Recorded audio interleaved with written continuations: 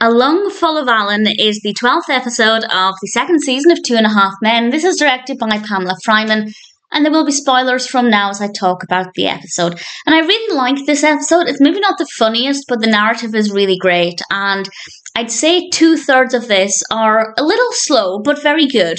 And then in the final third, things just take a totally different direction. I think it is a really unpredictable episode. As I said, there will be spoilers, so I will explain what I mean by that. And I couldn't remember this episode. I used to binge watch 2.5 Men about 13, 14 years ago, and some episodes I remember really, really well, some not so much. This one falls into the latter category, and I'm glad. Because I did not predict ultimately what happens in this episode.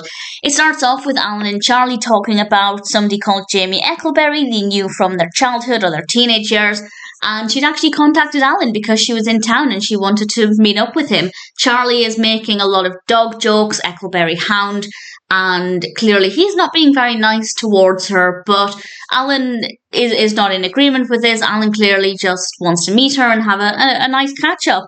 And then we meet the character. She's played by Paget Brewster, who of course played Kathy in Friends. And she's a really interesting character. However, things don't exactly go according to Alan's plans, because Alan is complimenting her, and then Charlie starts playing the piano, capturing her attention. And when she leaves the home, Charlie kind of gifts Jamie to Alan. And Alan accepts this gift. And of course, that's not really the best way to think about women, but Alan kind of realised that if Charlie wanted to date Jamie, chances are she'd rather date Charlie than Alan. So Alan is okay with this. They go to a restaurant, and I quite like the restaurant scene. We had a scene in the bathroom at the restaurant. Pretty funny moments there. I quite enjoyed that one. And Alan is doing everything he can, basically to try and get Jamie's attention, but she keeps taking her attention back to Charlie. So after the restaurant, they end up going back to Charlie's house, and Alan is talking about Jake, and then we have this fun scene where they're trying to fly a model airplane. Alan is trying to make it seem like this is something he does with Jake all of the time, trying to make him seem like father of the year. And Jake's response to it is brilliant. He is just not interested. And I feel like it was kind of obvious that this is not something Alan does often, but Jamie doesn't make it clear that she can see right through this.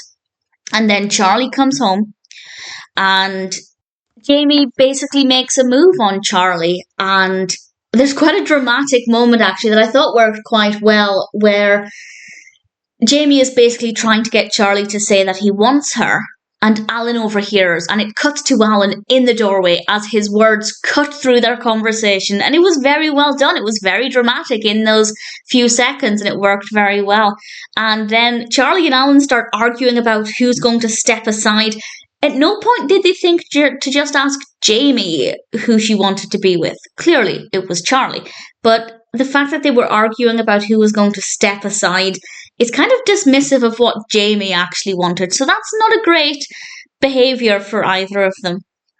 But then things take an interesting turn. And this is the bit that I did not see coming. I could not remember. And we realise that actually Jamie was setting Charlie up, because she said to him, say that slick, cool Charlie Harper finally wants Eckleberry hound. She was basically trying to get Charlie to say he wanted her so that she could then turn around and throw it back in his face because of all of the horrible things, the Eckleberry hound references, things that made her feel really unhappy when she was a teenager. She finally gets the chance to throw it back at him. And I don't think anybody could have seen that coming. Maybe I'm wrong, maybe some people did, but I certainly found it to be very surprising.